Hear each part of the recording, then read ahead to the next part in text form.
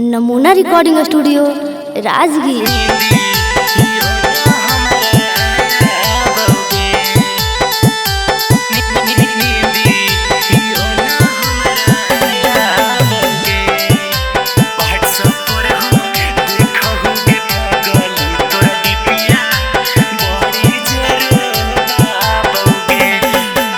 ओइना में हम देखहुगे पगली सूरतिया तोहरे नजर आबौगे गे सूरतिया तोहरे नजर आबौगे हे गे व्हाट्सएप पर हम देखहुगे पगली तोरा डिपिया बड़ी जेरो बाबौगे हे गे डिपिया बड़ी तोरा रो बाबौगे हे गे रतिया में हम सुतहु करे जावा तनी यो न हमारा आया बौगे हे गे नींदी यो न हमारा आया बौगे।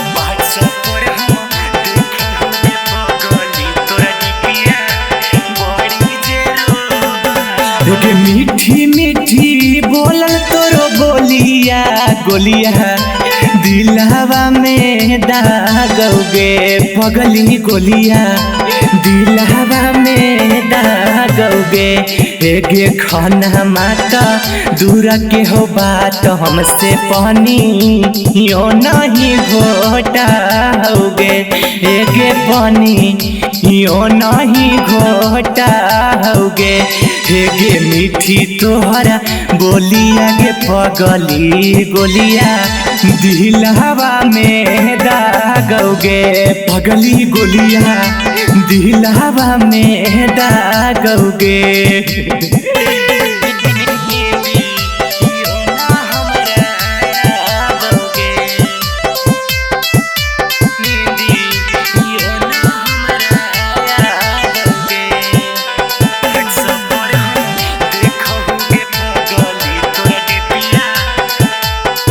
Recording studio Rajgir.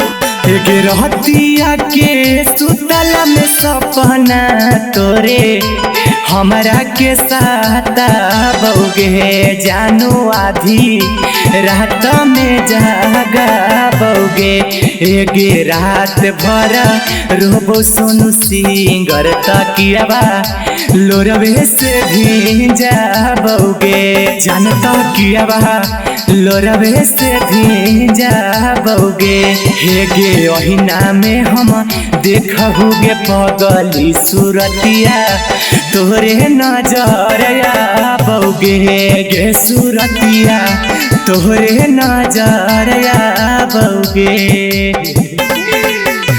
नमूना रिकॉर्डिंग स्टूडियो राजगीर।